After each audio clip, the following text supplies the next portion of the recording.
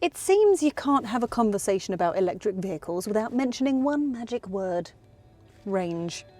Range is actually quite a simple concept, but as with any new technology, you need to get your head around a few things. So in this video, we're going to explain exactly what range is and tell you how to make the most of it.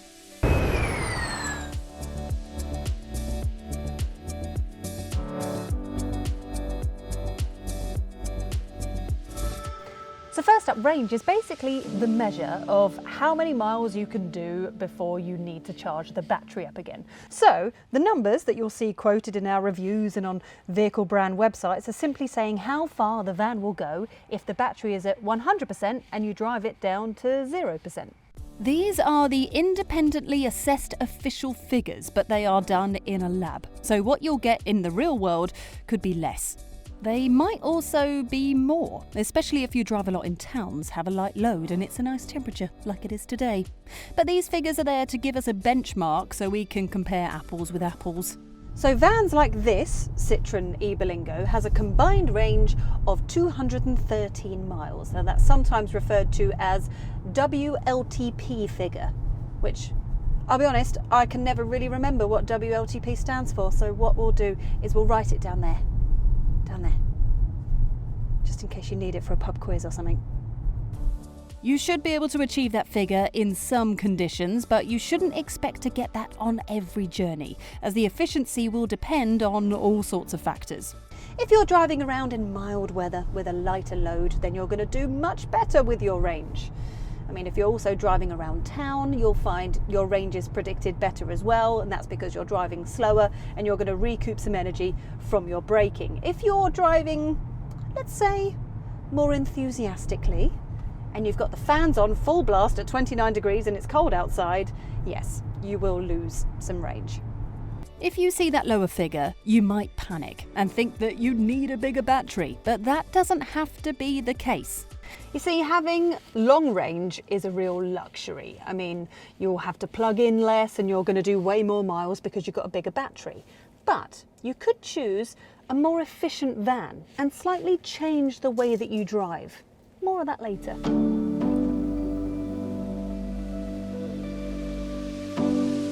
Bigger batteries in particular are very expensive and they add more weight, which will make your van less efficient and will cut your payload. So essentially what you want to do is buy a van with the smallest possible battery to fit your needs. That way you're going to save money and then you're not wasting energy from driving around with cells that you're not even using. This ë-Berlingo van, for example, has a 52 kilowatt-hour battery. That seems like the Goldilocks porridge for most drivers, just big enough for most journeys without adding unnecessary weight. Now don't forget, if you only do big trips every now and again, you can always stop at a rapid charger to top up. But it's worth just spending those few extra minutes topping up occasionally, rather than carrying around a massive battery that you don't really need. I mean, there are other ways that you can stretch your range to travel just that little bit further before you have to top up, and it will save you money as well.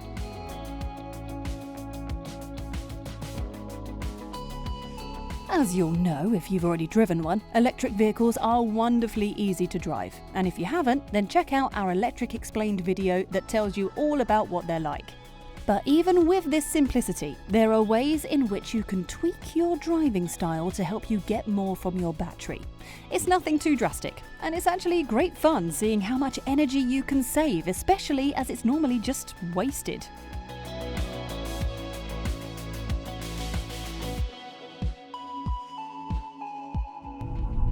Like this Citroën ë-Berlingo van, many electric cars have different drive modes. They help you maximise your range or have a little bit more power if you're not worried about efficiency. Now these modes will alter the way the car feels and how the energy is managed. So the power and the throttle response will change, or the in-car functions like aircon and heating may end up being limited. By reducing the power draw on the battery, eco modes can help you go a little bit further with very little compromise.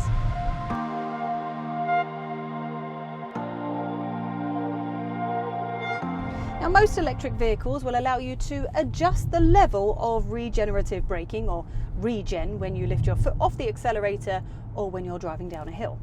Now when an EV does this, the motor that drives the wheels turns into a generator that puts charge back into the battery. And the higher up the level you go, the more energy you can recoup.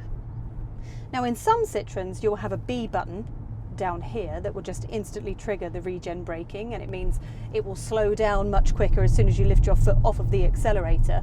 This version that we have here has the flappy paddles here behind the steering wheel, so I can change the levels of regen braking, and then as soon as I lift my foot off the accelerator I can feel the feedback. I'll be honest, it takes a lot of getting used to, but I'm a fan. I'm a real big fan. I really like the idea of seeing energy go back into the car.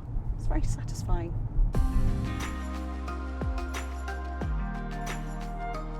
It's a simple equation. The faster you go, the more energy you drain from your battery. Drive at 70 miles an hour and you'll use much more power over a distance than you would at 60 miles an hour. That's because factors such as wind resistance make life much harder for your motor and battery as your speed increases. Now, canny electric drivers know that if you take an A road and stick to 60 miles an hour, that gives some big range improvements. Oh yeah. If you use a route planning app, try selecting Avoid Motorways, and you'll often find that the A road route is shorter and more direct. Yes, you'll probably take a little bit longer to reach your destination, but you'll get there with more range showing than if you took the motorway, or you might be able to avoid stopping for a charge. Give it a try.